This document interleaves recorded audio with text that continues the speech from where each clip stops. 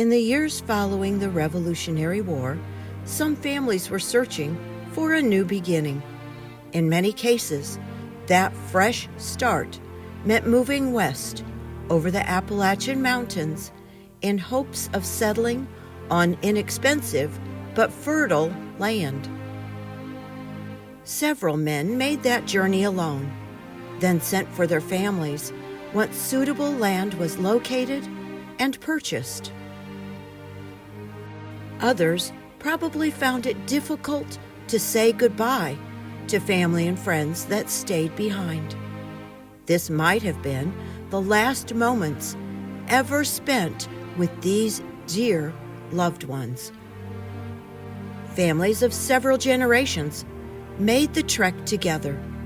The same is true of neighbors, church groups, and even entire communities.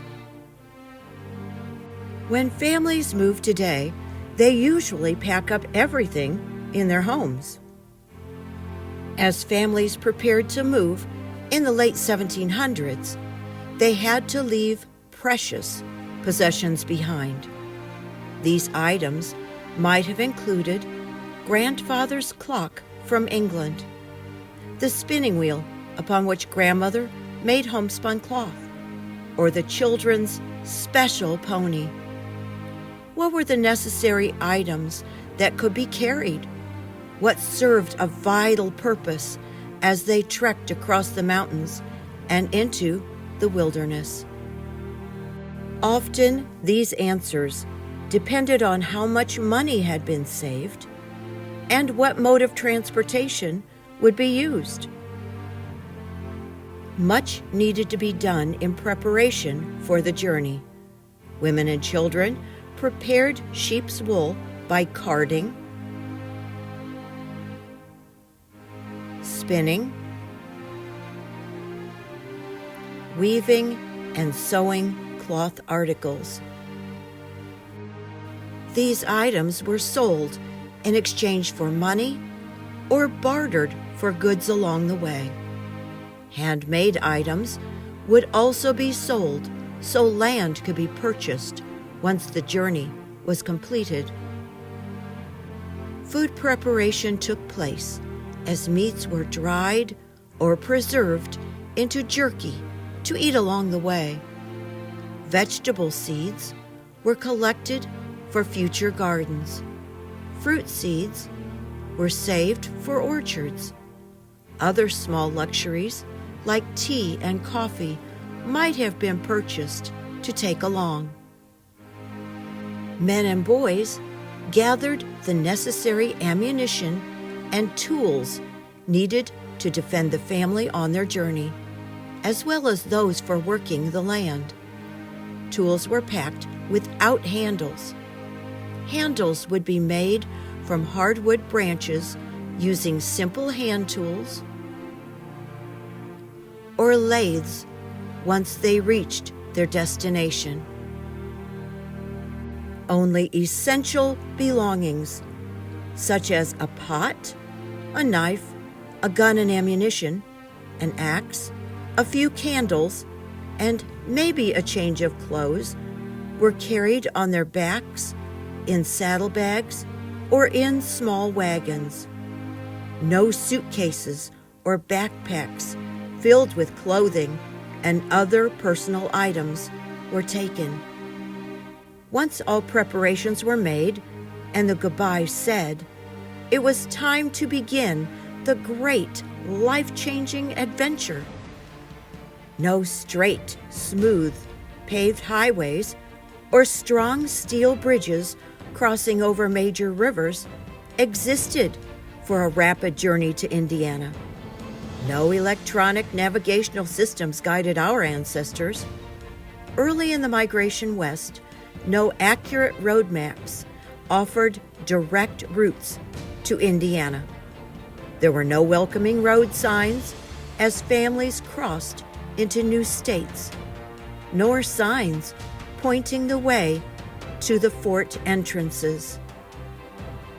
Following buffalo traces and Native American trails were among the limited options for moving west in the early 1700s.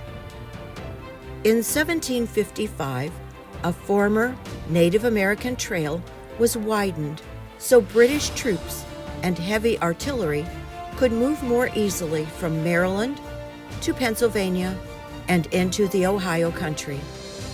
Though George Washington helped in widening this road, it was named after the commanding British Major General Edward Braddock.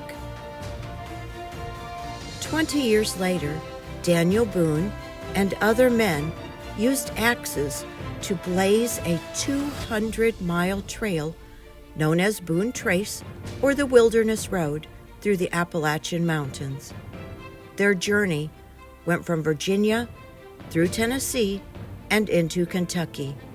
They walked through wilderness, crossed rivers, and climbed mountain paths to forge the Cumberland Gap.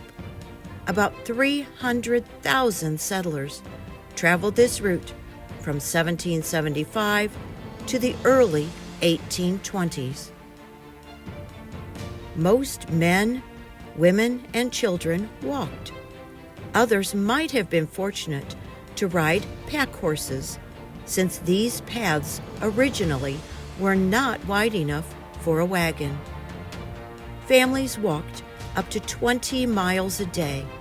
However, if they had livestock, such as cattle, sheep, or hogs, their walk would slow to 10 to 12 miles a day.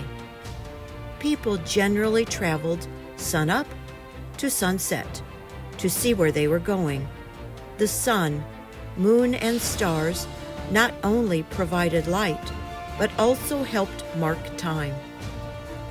Evening campfires served as sources of light and heat. Homemade candles brought from the east were used sparingly due to their expense. As more settlers migrated west, trails were widened to accommodate larger wagons pulled by horses, mules, or oxen.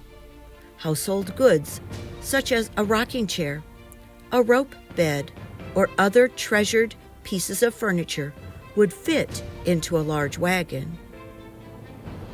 Fording across rivers proved perilous when the currents were swift and the water ran deep. With luck, there was an established ferry system in place which would pull people, beasts of burden, and possessions safely across to the other riverbank or shore. Following or drifting down rivers was another option. Some families made or acquired flatboats. These boats carried people down the Ohio River from western Pennsylvania into the southwestern parts of the Indiana Territory. As families used this mode of transportation, children might take turns as they walked along the riverbank with their cows or other livestock. From 1811, steamboats began carrying passengers and cargo along rivers. These vessels moved up to 30 miles per hour.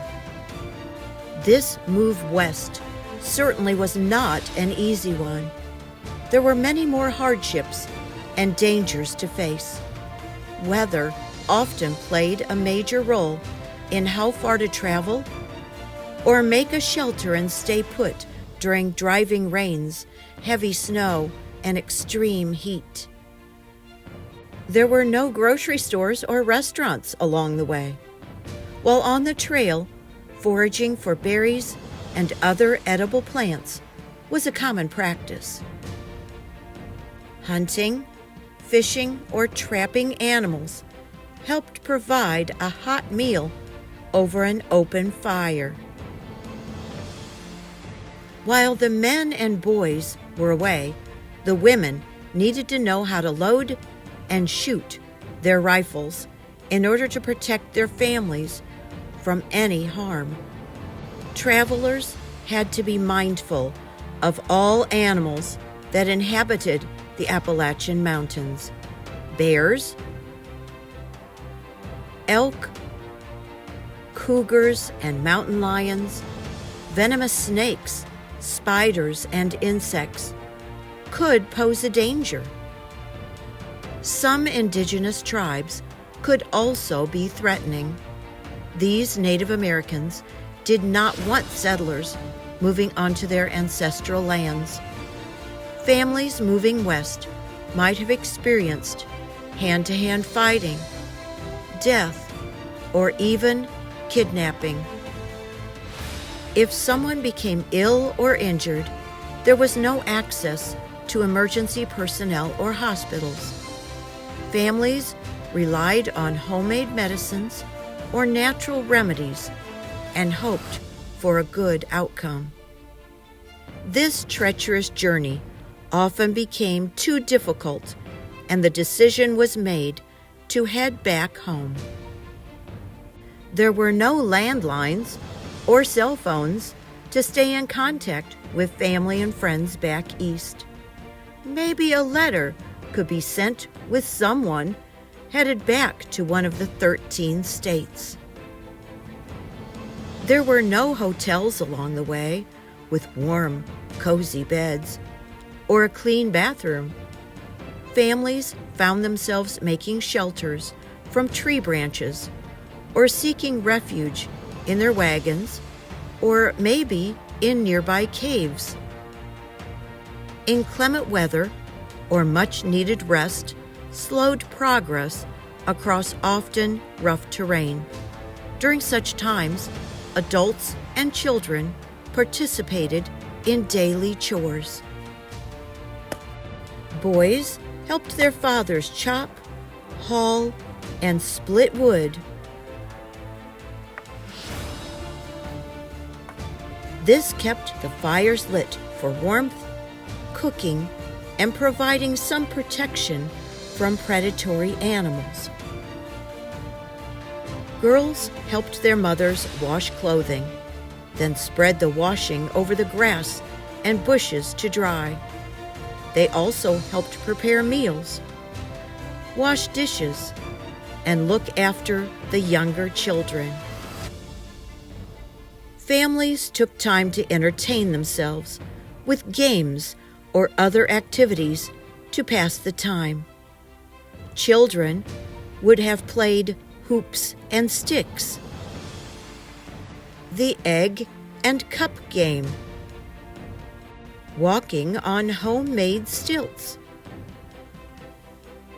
playing a handheld game from back east. Or they just had fun playing in the mud. Families established residence in Ohio, Kentucky, or Tennessee. They established themselves in new communities or farming areas. Sometimes it took these families several years before coming into Indiana. It was common for Revolutionary War veterans to move on at the same time as their adult children and grandchildren. Most travelers settled in southern Indiana. Then, as years passed, there was a migration into the northern part of the state. Once in Indiana, there were still hardships to endure. Establishing homesteads and communities took time and back-breaking labor. They also experienced the excitement of beginning a new life adventure. Their perseverance, hard work, and faith kept them strong.